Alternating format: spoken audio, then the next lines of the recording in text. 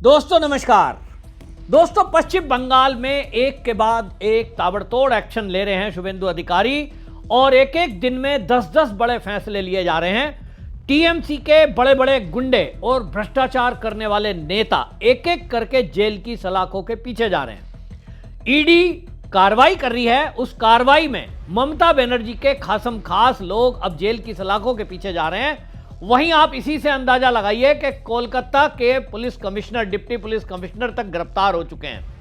अब ऐसे में अभिषेक बनर्जी, उनकी गिरफ्तारी की तलवार लटकी है और तैयारी चल रही है अभिषेक बनर्जी की गिरफ्तारी की। जी हां, आपको बड़ी खबर बता रहा हूं कि अभिषेक बनर्जी के ऊपर एफआईआर दर्ज हो चुकी है और यह एफआईआर चुनाव के दौरान सीधे सीधे देश के गृह मंत्री को धमकी देने के लिए है। गृह मंत्री को सीधा सीधा धमकी अभिषेक बनर्जी ने दी थी और यह कहा था कि 4 तारीख के बाद, यानी जिस दिन वोटिंग होनी थी उसके बाद, यह बोल रहा था कि वोटिंग के बाद 12 बजे के बाद हम देखेंगे, जो खेल आपने शुरू किया है उसको खत्म हम करेंगे।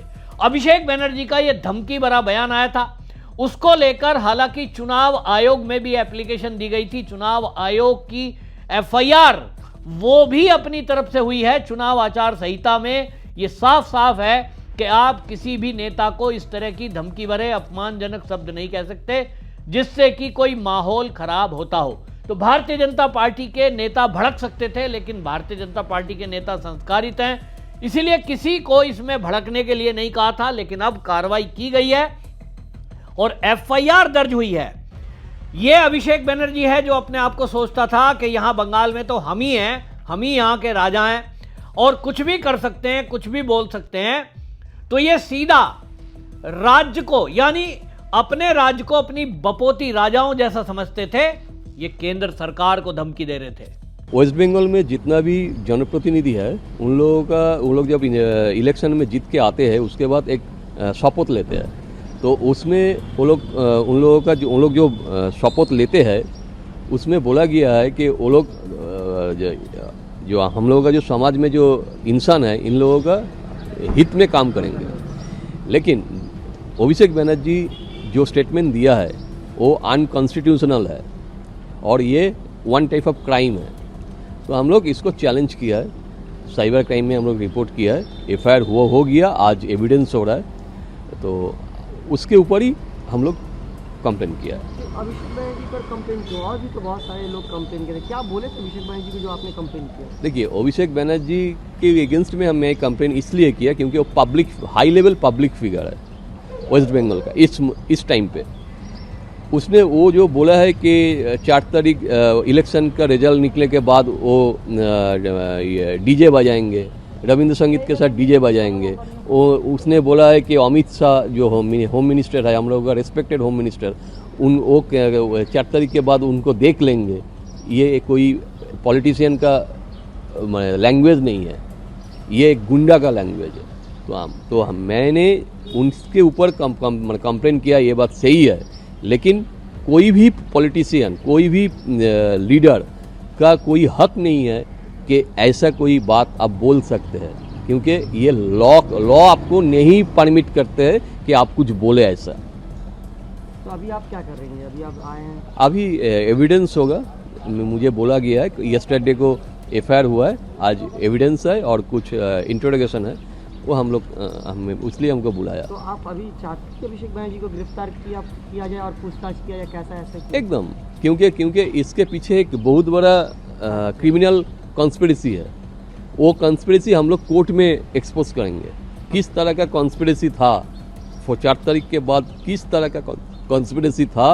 वो मैंने और मेरा एडवोकेट जो लोग है, आपका कलकत्ता हाई कोर्ट का अरिंदम सामंत, कलकत्ता हाई कोर्ट का अरिंदम बीट, आपका अलीपुर क्रिमिनल कोर्ट का राजदीप मजुमदार, और जिस कोर्ट में ये केस होगा वहाँ का विधाननगर कोर्ट का अर्पिता भट्टाचार्य, हम लोग पूरा रेडी है।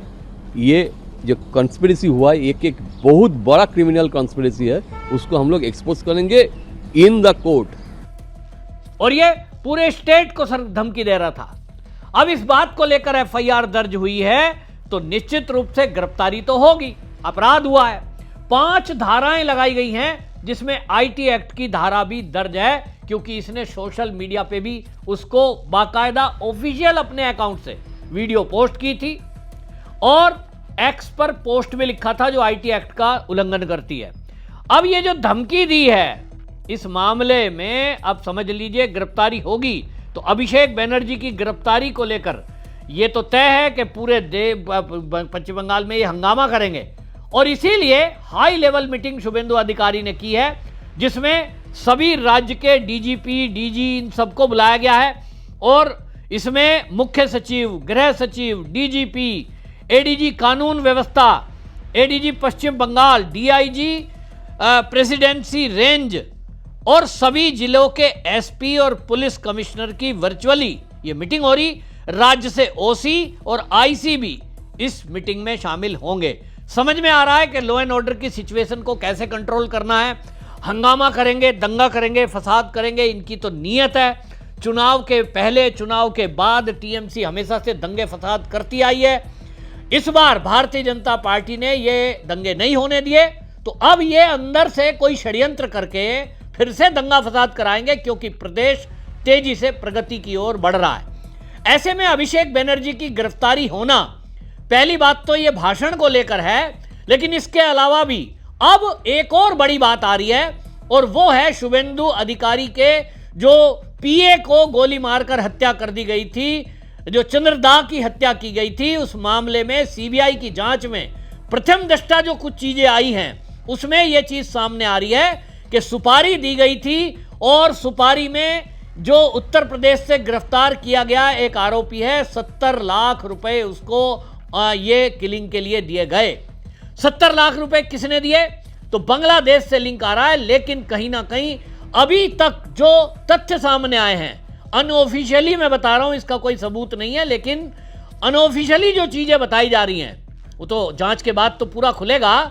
अभिषेक बनर्जी इसके पीछे कहीं ना कहीं आशंका जताई जा रही है कि उसका हाथ हो सकता है।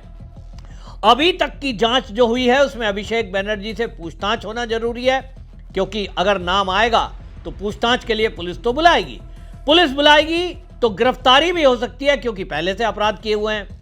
अब ऐसे में ईडी का केस अलग से चल रहा है। ईडी ने जो डिप्टी पुलिस कमिश्नर को पकड़ा है, गिरफ्तार किया है। अभी तक जो गिरफ्तारियां हुई हैं इसमें उनकी भी गिरफ्तारी हुई है जो आपने देखा है कि जो टोलाबाजी और ये सब कटमनी करते थे, सिंडिकेट चलाते थे। अब उस मामले में भी ये चीजें खुलकर सामने आ गई ईडी की जांच में भी कि अब इसमें अभी तक ये भी पता लग रहा है कि ये जो अभिषेक बनर्जी ने जिस तरह की चीजें हुई हैं और बीजेपी के नेताओं के खिलाफ भारतीय जनता पार्टी के कार्यकर्ताओं की 2021 के चुनाव के बाद जो हिंसा हुई, उनकी हत्याएं हुई, महिलाओं पर रेप हुए, उसमें भी एक कांड में सीधा सीधा अभिषेक बनर्जी पर डाउट जा रहा है और वो है देवाशीष आचार्य की हत्या। अभिषेक बनर्जी को थप्पड़ मारने वाले इस देवाशीष आचार्य की हत्या रहस्यमय तरीके से हुई। ट्रक से एक्सीडेंट दिखाया गया, बताया गया। लोग कहते हैं कि ये जिस तरह की एक्सीडेंट बताया गया, ये पूरी आशंका जाहिर हो रही थी क्योंकि अस्पताल में किसी के इशारे पर उसको इलाज नहीं मिला। अगर इलाज मिलता तो जो खून बह रहा था उसको रोका जा सकता था और इसीलिए शक पक्का हुआ कि अभिषेक बनर्जी ने थप्पड़ का बदला लिया है।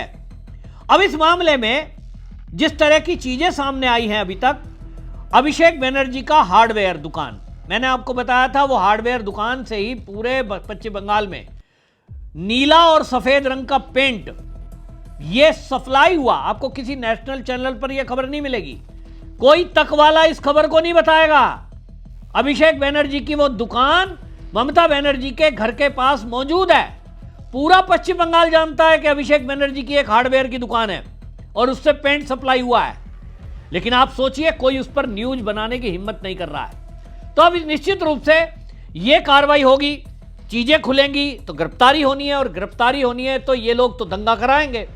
उसके पहले अब ये हाई लेवल की मीटिंग होना ये बता रहा है कि तैयारी शुभेंदु अधिकारी कर रहे हैं। ये जो धमकी दी गई है इस मामले पे, जो एफआईआर दर्ज हुई है भड़काऊ भाषण देने पे, अमित शाह को धमकी देने के लिए, इस मामले में आपको बता दें जब ये अब तैयारी हो जाएगी उसी टाइम ये गिरफ्तारी हो जाएगी। भारतीय जनता पार्टी के नेताओं से, राहुल सिन्हा जो सांसद है उनसे पूछा गया इस बारे में, तो उन्होंने कहा देखिए जिस तरह की भाषा का इस्तेमाल ये अभिषेक बनर्जी ने किया, उन्होंने कहा चुनाव के पहले और चुनाव के बाद भी जिस प्रकार की भाषा ये बोल रहे थे उन पे कानूनी कार्रवाई होगी। सुनिए क्या कहा था राहुल सिन्हा ने। अगर थाना में तो कमेंट्स के लिए रिपोर्ट का इलेक्शन क्या बोलेंगे? देखिए, चुनाव का पहले और चुनाव का बाद जिस भाषा अभिषेक बनर्जी प्रयोग किया, देश का स्वराष्ट्र मंत्री के खिलाफ जैसा भाषा का प्रयोग किया, ऐसा कुभाषा का प्रयोग के लिए उनका ऊपर एफआईआर हुआ। उसका कानूनन कार्रवाई होना चाहिए, छोड़ना नहीं चाहिए। देखिए, देश का स्वराष्ट्र मंत्री, हम सबका पूजनीय नेता अमित शाह जी, उनको कैसे कैसे गंदा बात उन्होंने किया। अरे हार जाने का पीड़ा है, हार जाने का शोक हो सकता है, विलाप कर सकते हैं, घर पे बैठ के विलाप करिए। ज्यादा होशियारी दिखाने के लिए खुलेआम ऐसा करना जनतंत्र के लिए सबसे बड़ा महापाप है। ऐसा पाप जो करेगा उनके खिलाफ कड़ी से कड़ी सजा होना चाहिए। सुना आपने। राहुल सिन्हा के अलावा जो आपने देखा कि मंत्री हैं पश्चिम बंगाल में दिलीप घोष, उनसे भी पूछा गया कि भाई अब ममता बनर्जी और अभिषेक बनर्जी ये जो लीडर हैं सारे के सारे, ये इनके ऊपर कार्रवाई आप अब ये कब होगी? ये सख्त कार्रवाई हो रही है, अभिषेक बनर्जी के ऊपर एफआईआर हो गई है।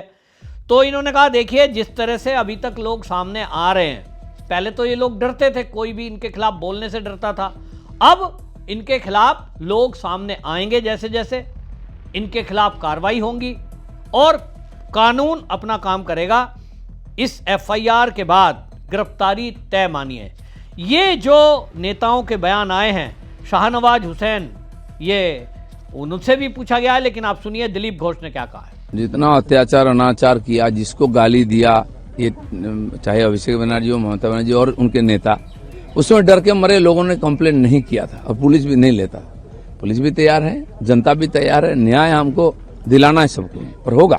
दादा फलता में क्या होगा? क्योंकि फलता में फिर से पुष्पा, फलता कोई बंगाल के बाहर नहीं है, कोई भारत के बाहर नहीं है। देश में अगर कानून की राज है, बंगाल में राज है, तो वहां भी होगा। हाँ, चुनाव बाकी है, जनता जिसको चुनेगा वो होगा, लेकिन जबरदस्ती लोगों को रोक करके चुनाव जीतने का जो परंपरा बंगाल में था उसको हम बदल देंगे। देखिए, अभिषेक बनर्जी किसी पार्टी के नेता के तौर पे बयान नहीं दे रहे थे। उनका बयान ऐसा था जो कोई गुंडा दे रहा हो। ये बहुत दुर्भाग्यपूर्ण है जिस तरह की भाषा बोली थी। देश के प्रधानमंत्री के लिए, गृह मंत्री के लिए, अपने विरोधी पार्टी के लिए वो धमकी दे रहे थे कि 4 तारीख के बाद ये कर देंगे, वो कर देंगे। जनता ने उनका ही इलाज कर दिया और उनके बयान पर एफआईआर दर्ज हुआ है, कार्रवाई होगी।